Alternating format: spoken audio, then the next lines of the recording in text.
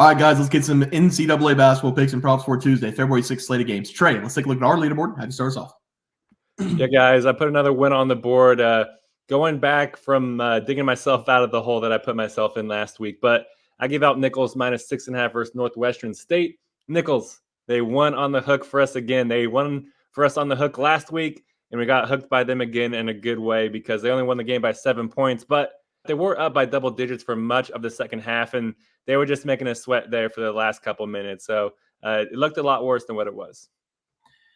Yeah, and I'm 0-0 right now. I'm sweating my ass off. Kansas against Kansas State. I gave out -5 Kansas. They came out. It was 32-30 at the half. And I do want to say I don't know how Kansas played against Houston that well, and they're laying an egg against Kansas State because they haven't looked good. They came out of the half 41-30. I thought it was going to be over, and then Kansas State came rolling back. Now it's 47-47. I'm sweating. I need the win bad. I'm 1-5 in the last 7. I need this win. So hopefully Kansas can pull it off -5. And if they don't pull against the spread, just let Kansas State win for Trey. I think that's a fair trade-off. Trey, let's go to our player props for the leaderboard for player props. I can start us off. Yeah, guys, I'm 0-0 at the moment. I gave out Hunter Dickinson in the game that Barry was just breaking down, over 30.5 PRAs versus my Kansas State Wildcats. Dickinson, he's doing what I expect him to do. He's doing dominating stuff in the painted area, 13 points, 7 rebounds, 2 assists so far. It comes out to 22 PRAs. So we only need about 8 more, 9 more for him to hit for us. And unfortunately for me, I expect him to get there. Yeah, you just got another bucket too, so you need 8 more. I gave out Norchad Omier to go over 14.5 points going up against Virginia. I told Trey before we got on here, if you told me Omier scored 30% of Miami's points, I would have took out every single penny I had and put it on Omier to go over his points. Virginia held Miami to 38 points. So he only scored 11, and we needed 14.5, but he did score 30%. So kind of a wild, bad beat. But, Miami, 38 points against Virginia. Holy shit. That's really bad. But, Trey, let's go to the group play from yesterday. We swept the board. We both gave out Howard -1.5 going up against Delaware State, and Howard did finish it off, winning by 4 points. They were up by 10, kind of got tricky down the wire there.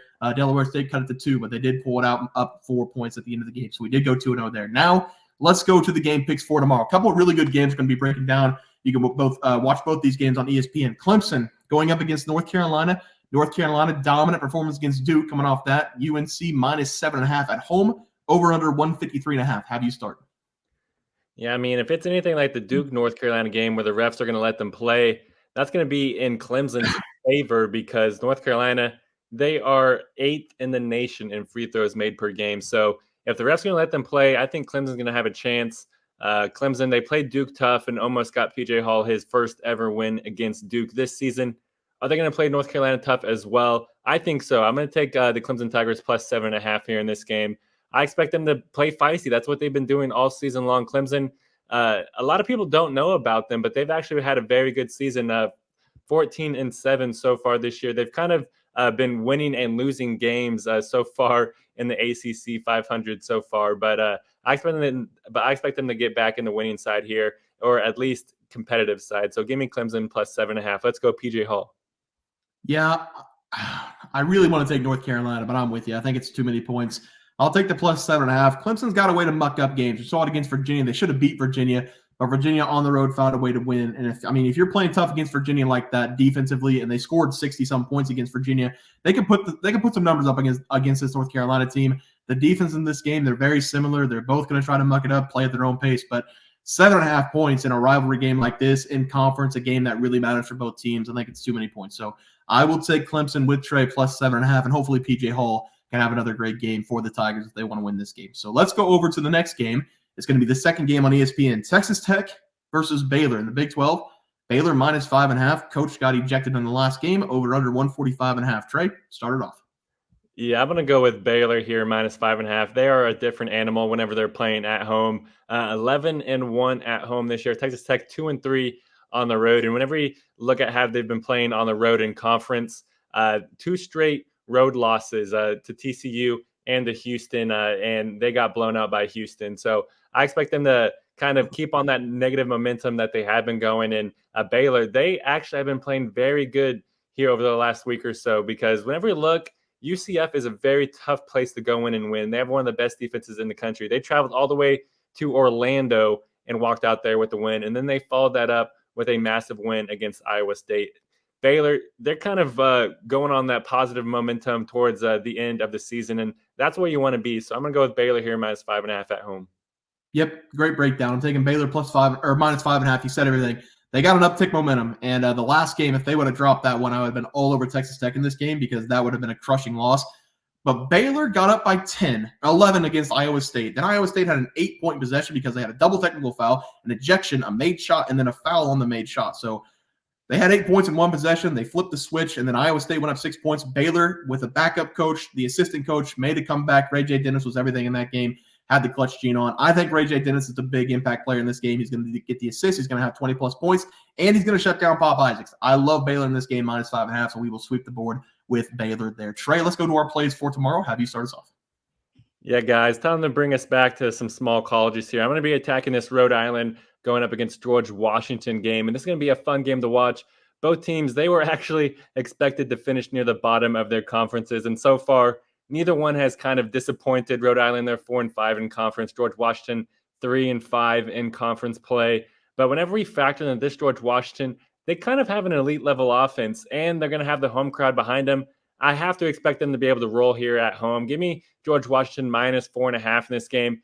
They got the deadly combination in college basketball working for them. They're the better team, and they're at home. That's all you need to know whenever you're trying to find college basketball winners. And George Washington, they're ranked 32 spots higher than Rhode Island in the KenPom. But the key trend for us here in this game, it is going to be the three-point shooting because George Washington, they're ranked in top 60 in college basketball in three-pointers shot and three-pointers made per game and three-point percentage. They are a elite level team from behind the arc. And whenever we factor in this Rhode Island defense is bottom 40 in college basketball, whenever we're looking at perimeter defense and three-pointers allowed per game and three-point percentage, if George Washington can get the three-pointers to go in early and get that crowd behind them, I can see us rolling towards the end of this game with no sweat to account for. And George Washington, they have dominated this matchup historically too. They've won 4 straight matchups versus Rhode Island by an average score of 76-68, which is covering the spread for us. So give me George Washington here at home, -4.5 versus Rhode Island. Yeah, Trey, I like the play there. For my play today, we're going to be looking at Butler going on the road to face off against the number 1 team in the country, the UConn Huskies. Give me Butler in this game, +16.5. Simply too many points for a Butler team who's been racking up the wins in conference play over the last 4 games. They have wins over DePaul, Georgetown, 2 pretty bad teams in the conference. But then they beat Villanova and they went to Creighton as a 10-point underdog and beat them 99-98 over the last 4 games. Creighton this season is a top 15 team in the nation, and they have a very efficient offense. They showed it scoring 98 points in that game. But they also have a top 15 rated defense this season in college basketball, and Butler put up 99 points on them. This Butler team is scoring with ease over the last 3 games, scoring 88 points or more in all 3 games. And this will obviously be their toughest test of the season, going on the road to face off against the number 1 team in the country. But the Huskies haven't been putting away teams. They're the number 1 rated team in the country, but they only have covered the spread in 3 of the last 5 games. Can UConn win this game by 20-plus points? Sure, probably. But with the way Butler's been playing, I think you're crazy to lay that big of a number, even if it's on the road. These teams have already played this season about a month ago. Butler scored 81 points. They allowed 88, only losing by 7 points at home. Give me Butler to make this game interesting. +16.5 has to play. Too many points in my opinion. Trey, let's go to the player props. I have to start us off. All right, guys, I'm going to take us over to Bears' favorite team and favorite player. Give me Antonio Reeves to go over his points versus Vanderbilt. I really love this over for Reeves in this game. We are going to see him continue to put the Wildcats on his back here in this one, and I believe that for a couple reasons. The first one is because Reeves is an absolute dog on the road this season, and he loves to just play against Vanderbilt. In Reeves' 6 road games this year, all of his shooting splits go up pretty significantly, and that's turned into an average of 22.3 points per game. Reeves, he should easily be able to sniff 20-plus points here in this one. And whenever we look at his matchup here versus Vanderbilt, they are a very bad team, easily the worst team in the SEC.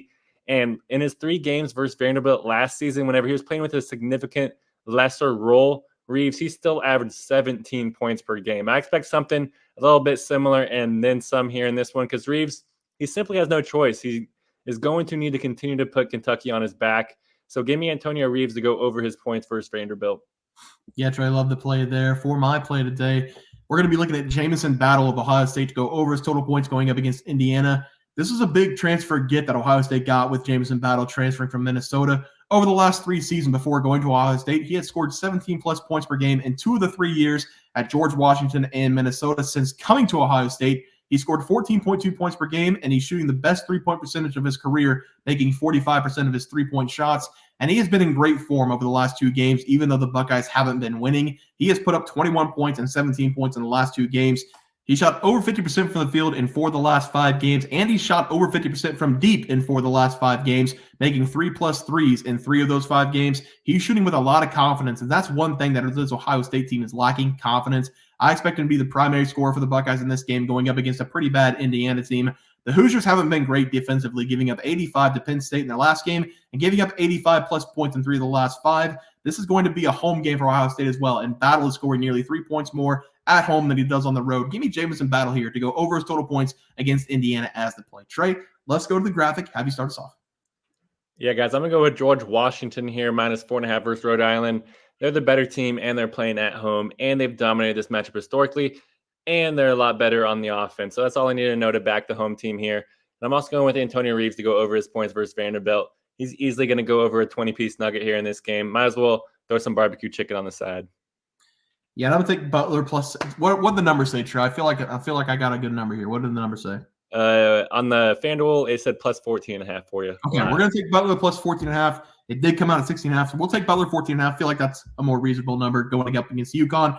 And then give me Jamison Battle over his total points going up against Indiana. He's been the best shooter on this Ohio State team, best player over the last 2 games. So I like him to go over his total points against a bad Indiana team. Guys, that's going to do it for the NCAA basketball plays and props for Tuesday, February 6th slate of games. If you guys enjoyed the content, please sure to drop a like in this video and subscribe to the channel below. See you guys next video, and thanks for watching. All right, guys, new intro here for the Bear Pack. We hit 10,000 subscribers again. We want to thank everybody again. Trey, if you want to pull that 10,000 subscribers up, if you guys comment llama on any of our videos up until Super Bowl, you will be entered into winning $1,000 from us. The only catch is, come Super Bowl Sunday, you have to be in the chat to claim the prize. We're going to have a live at halftime. You have to be in the chat to claim the prize, and you have to comment llama on any of the videos up until the Super Bowl. We also have 12,000 subs coming right around the bend. We're at 10,200. We're going to give away 2 tickets to anybody to any game they want, NBA, NFL, college basketball. It doesn't matter. We can wait until the new season for NFL. Any game you want to go, whenever we get to 12K, we're going to have that giveaway coming up as well.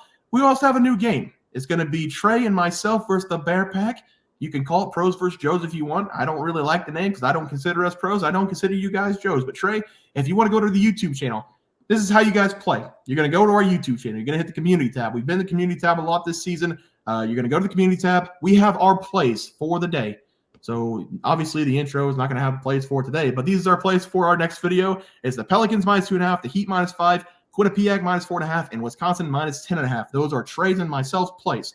What you guys are going to do is pick which one you think will not hit, meaning you're going to fade us, which is Pros versus Joes, which is the game called. But you guys are going to try to pick which one is not going to hit. If you guys win, you're going to get a point. If we win, we're going to get a point. We're going to run it Friday through Friday every single week. Whichever team has the most wins, so 4-3, 6-2, whatever it is, that person or group will win $50. If the community wins, we're going to do a wheel spin for the community. If we win, I don't know how we're going to get our cheddar, but you guys are just going to have to subscribe, I guess, more. But that's the game. Hopefully everybody understands it. Trey, let's get into the video. Look at the leaderboard. We had multiple questions this morning about how to become a member for the YouTube channel. Let's do that really quick tutorial. You're going to go to youtube.com. You're going to go to Bears Profit Plays. You're going to search it in. You're going to hit our thing. There's a join button right just to the right of subscribe. You're going to click that. There's 2 options. You have the Bear Pack for $4.99. That gives you access to YouTube member plays. And then you have the Bear Pack Gold for $7.99 a month. That gives you access to our member plays on YouTube. And it gives you a 1-month membership to our website, bearsprofitplays.com.